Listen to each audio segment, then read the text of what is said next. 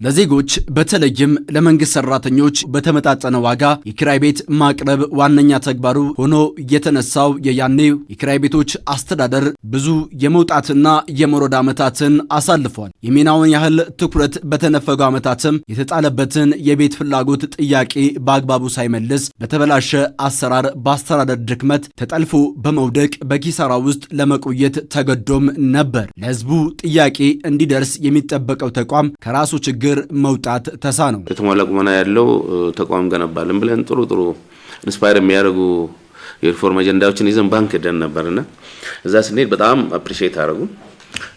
አዛኝ ግን አንድ ነገር ሳንደብቅ ነገር ናቸው። የ42 ዓመት አጠቃላይ ፋይናንሻል ማኔጅመንት ውጤታችን ዲስክሌመር ነው።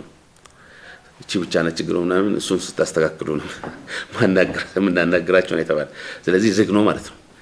ዲስክሌመር ፋይናንሻል ማኔጅመንት ማለት የምሰጠህም በር የት እንደምትወስድ አይታወቅምና ታማኝ አይደለህም ነው። ከ8 ዓመታት በፊት በከፍተኛ ኪሳራ በንብረት ብክነትና በአሰራር መዛነፍ ውስጥ የነበረው የፌዴራል ቤቶች ኮርፖሬሽን ከ42 ዓመታት የተከማቸ ችግር ወጥቶ ዛሬ ራሱን አድሷል፣ ሀገራዊ ትኩረትንም አግኝቷል። ከትናንቱ የኪሳራና የብክነት ጉዞ ዛሬ የሚጨበጥ ውጤት የተደረገ የሀገሪቱን የለውጥ ጉዞ የመሰለ ስኬት። ይህ ለውጥ የተቋሙን አሰራር ከማዘመን ባለፈ የዜጎችን የቤት ተጠቃሚነት ማሳደግ ዋነኛ ትኩረቱ አድርጓል። አሁን ተከታታይ 3 ዓመት ኒት ገባን። ክራይ ቤቶች ኒት ኦዲት ሪዛልት ማለት ከባድ ነው።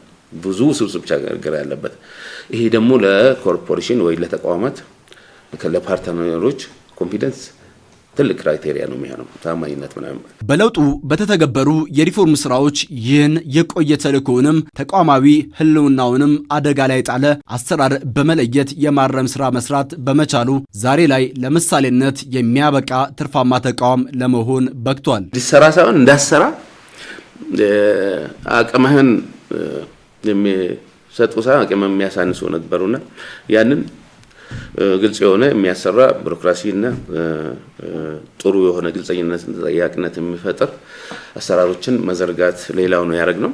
በመደመር መንግስት እሳቤ የተመራው ሀገራዊ ለውጥ ተቋማት ከተለመደው አሰራር ወጥተው በተጠያቂነትና በተቀላጠፈ አሰራር እንዲመሩ አዲስ አቅጣጫ ፈጥሯል። ፍጥነትና ፈጠራን ማዕከሉ ያደረገው ይህ እሳቤ ስጋ ሲለብስ የፌዴራል ቤቶች ኮርፖሬሽንን መስሏል። ይቻላል የሚለውን ነገር መነሻ አቅም የሆነን አንዱ ሀገራዊ ሁለንተናዊ ሪፎርም መጀመሩ 28 ዓመት ቆሞ የነበረው ቤት ግንባታ ገንቡ የሚል ነገር አቴንሽን ማግኘቱ የመጀመሪያው ነው ማለት ነው። ይህ ማለት ምንድነው? እንደ መነሻ የሆነ በአዲስ አስተሳሰብ በአዲስ ራዕይ ኢትዮጵያ ከድህነት ትወጣለች፣ ወደ ብልጽግና እንሻገራለን። ይህን ስናደርግ ደግሞ ተቋማት ይገነባሉ። ጠንካራ ተቋም ሲገነባ ነው እነዚህ ከድህነት መውጣቱ እና ወደ ብልጽግና የመሻገሩ ሂደት ሊፈጠር የሚችለው የሚለው እድል ለኛ ጥሩ መልካም እድል ተጠቅመናል ማለት ነው። በኮንስትራክሽን ኢንዱስትሪ ያሉትን ችግሮች አንድ መንግስት ክንፍ ነው ጠንካራ ተቋራጭ መሆንና ከሀገር አልፎ እስከ ጎረቤት ሀገሮችን የሚዘልቅ እንግዲህ በዛን ጊዜ ሆነን ራሱ ሞራላችን ጥሩ ነበር ማለት ነው። ያለው ውስብስብ ችግር ፈተና ከመውደቅ እንደው እንሻገራለን ከኢትዮጵያ የሚል ራዕይ አስቀምጠን ነው የተነሳ ነው። ያም እንግዲህ ጥሩ ነው ማለት ነው። በሚቀጥሉት 5 ዓመታት የ1.5 ሚሊዮን ቤቶችን ለመገንባት እንደ ሀገር የተያዘው እቅድ የዜጎችን ኑሮ ያሻሻለ የከተሞች እድገትን ለመፍጠር አቅም የሚፈጥር ነው። ይህ ንቅናቄ እውን የሚሆነው በመንግስትና በግሉ ተሳትፎ ነው። በሚቀጥሉት 5-6 ዓመታት በትንሹ 1.5 ሚሊዮን ቤቶች ለኢትዮጵያውያን ይገነባሉ። ባለፈው 7 ዓመታት 1.2 ሚሊዮን ቤት ገንብተናል። በዚህ 5 ዓመት ውስጥ ቢያንስ 1.5 ሚሊዮን ቤቶች እንገነባለን። በማን? በመንግስት፣ በግል፣ በመንግስትና በግል አጋርነት በተለያየ መንገድ።